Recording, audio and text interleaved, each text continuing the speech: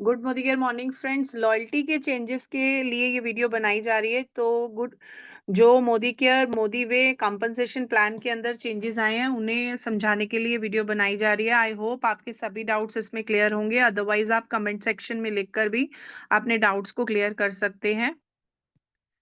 तो एक स्लाइड के माध्यम से आपको ये लॉयल्टी समझाने जा रही हूँ। क्या है ये loyalty reward programme? Loyalty reward programme है जो हम अर्न कर पाएंगे 1000 पर्सनल सीवी का बिजनेस डालने पर। 1000 personal CV is a minimum criteria to earn LRP. LRP is loyalty reward programme, और उसको हम अपनी चॉइस से रिडीम कर पाएंगे। हम अपनी ही चॉइस से उनकी जो हमें रिडम्पशन वैल्यू मिलेगी उसके हिसाब से हम चॉइस कर पाएंगे। तो हमें कंसिस्टेंसी से करने के लिए करते रहना है ये लॉयल्टी को, जिससे हम पहले करते थे। तो क्वालिफाई के हमारे मंथ क्या रहेंगे? अगर हम 3 महीने तक लगातार 1000 एलआरपी का बिजनेस करते हैं, या जितना भी एलआरपी का बिजनेस करते हैं उसका 10% हमें फर्स्ट 3 मंथ्स तक हमें लॉयल्टी मिलेगी। जैसे कि मान लीजिए अगर हमने 1000 एलआरपी का बिजनेस किया तो 10% के हिसाब से 100 रुपए। 5000 एलआरपी का बिजनेस किया तो 500 एलआरपी पॉइंट्स हमें मिलेंगे। और 3 महीने का इसका लॉकिंग पीरियड रहेगा, और 3 महीने के बाद हमारा ये जो 10% है ये बढ़कर 15% हो जाएगा। 4, 5, 6 मंथ्स ये 15% रहेगा। कंडीशन सिर्फ यही है कि हमें सिंगल परचेज करना है 1000 पीसीवी का। PCV is personal commissionable volume. First 3 month इसका लॉकिंग पीरियड रहेगा। 3 महीने के बाद चौथे महीने में ऑनवर्ड्स हम हर महीने अपनी लॉयल्टी ले सकते हैं अकॉर्डिंग टू हमारे जितने भी पॉइंट्स बने हैं।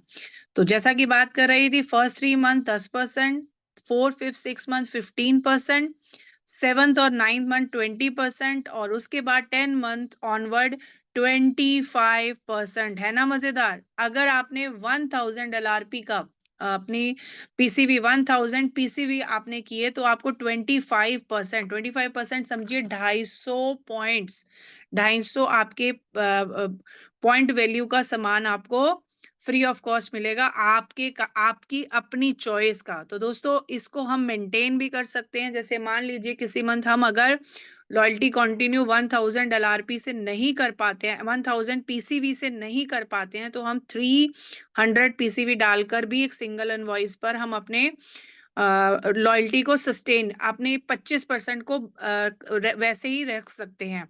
चलिए एक एग्जांपल के माध्यम से जानते हैं। जैसा कि आपके सामने स्क्रीन विजिबल हो ही रही है कि 3 महीने क्वालिफाई एलआरपी के लिए कैसे करना है। जैसे फर्स्ट मंथ 6000 पीसीवी का बिजनेस डाला। 6000 पीसीवी का बिजनेस डालने पर 10% के हिसाब से हमारे पास 600 पॉइंट्स अर्न हुए, और हमारे उसको पॉइंट 600 रुपए में कन्वर्ट हो गए। 600 हमारे एलआरपी पॉइंट्स हो गए, हम उसे कर सकते हैं कन्वर्ट। नेक्स्ट मंथ हमारे 10,000 हमने पीसीवी का बिजनेस डाला, 10% के हिसाब से 1000 रुपए। तो 600 और 1000 आप जैसे देख पा रहे हैं ग्रीन कलर से यहाँ 1600 मेंशन्ड है। ऐसे ही थर्ड मंथ अगर हमने बिजनेस डाला 10,000 पीसीवी का तो 10% के हिसाब से 1000, टोटल हमारे पॉइंट्स हो गए 2600। तो हम इस 2600 को सो ऑन आगे रिडीम कर सकते हैं अपने 3 मंथ्स क्वालिफाई करने के बाद। 3 मंथ इसका लॉकिंग पीरियड है, 4th मंथ ऑनवर्ड हम ले सकते हैं। जैसे कि 4th मंथ में हमने आगे 6000 पीसीवी का बिजनेस डाला, तो अब हमें 10% नहीं 15% के हम हकदार रहेंगे। तो हमें 15% के हिसाब से 900 रहेंगे। पहले हमारे 2600 थे तो 3500 हो गए। और इसी तरीके से हमारी लॉयल्टी 5th मंथ में हमने 20,000 पीसीवी डाला तो हमारी 15% के हिसाब से 3000, और हमारी 6500 एलआरपी पॉइंट्स हमारे बन जाते हैं। अब हमें रिडीम कैसे करना है? 1 LRP point is 1 RV. RV is a reduction value. किस पॉइंट पर हमें रिडीम करना है? तो एक एग्जांपल के माध्यम से जानते हैं। जैसे हमारी मील रिप्लेसमेंट ड्रिंक जो है उस पे आरवी है 1444.10, 1444.10। तो यू हैव अर्न 1500 एलआरपी। मान लीजिए आपने 1500 एलआरपी पॉइंट अर्न किया है, तो आप उस एलआरपी को उससे आप रिटेन कर सकते हैं। 1 रुपी ऐड करने पर आपको वो एलआरपी पॉइंट्स पर वो चीज मिल जाएगी। तो ठीक है, अब आप ये समझ चुके हैं जैसे हमारी लॉयल्टी होती थी। मेन पॉइंट ये है कि हमारे LRP point food and beverages से रिडीम नहीं होंगे।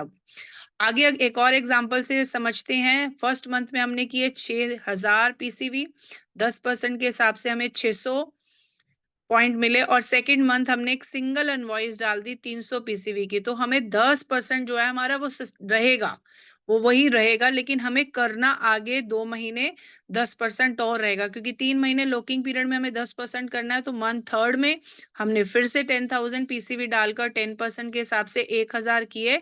तो जो हमारे पहले 600 पॉइंट जो हमने फर्स्ट मंथ में किए थे, सेकंड मंथ में जैसे कि हमने सिर्फ उसको सेव करने के लिए 300 पीसीवी डाला था, तो वो हमारे 600 पॉइंट सेव हैं।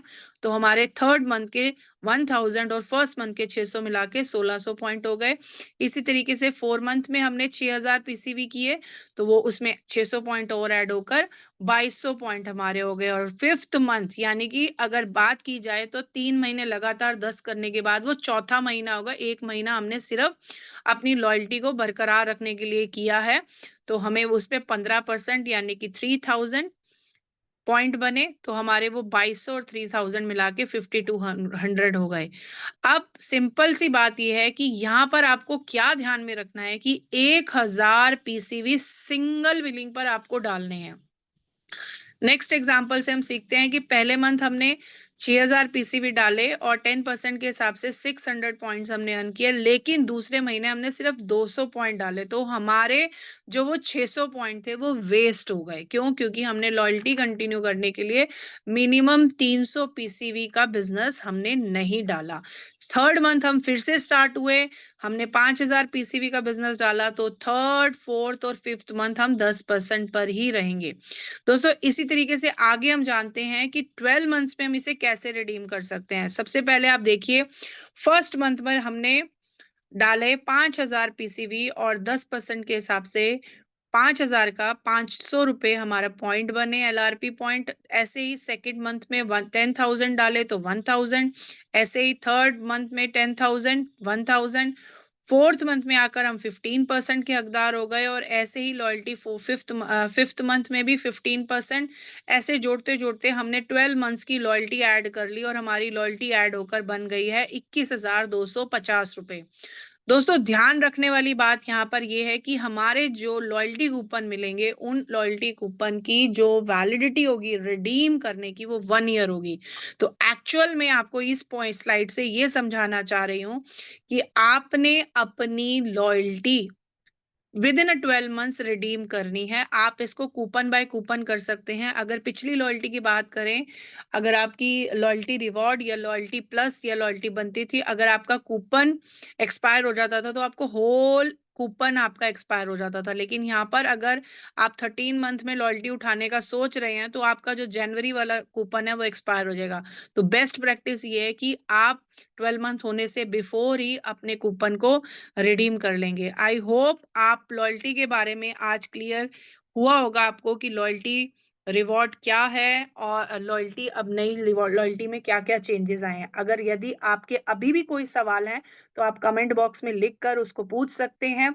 और अगर आपको वीडियो ये हेल्पफुल लगा और आपके बिजनेस को बढ़ाने में आपको ये वीडियो हेल्प करा, तो प्लीज चैनल्स को सब्सक्राइब कीजिएगा, लॉयल्टी के बारे में जानिएगा और अपने बिजनेस को बहुत आगे बढ़ाइएगा। दोस्तों ये बहुत ही अमेजिंग प्रोग्राम आया है, आप ढंग से समझेंगे तभी आपको समझ में आएगा। अभी भी कोई क्वेश्चन हो तो आप पूछ सकते हैं। Thank you so much video को देखने के लिए। Thank you so much.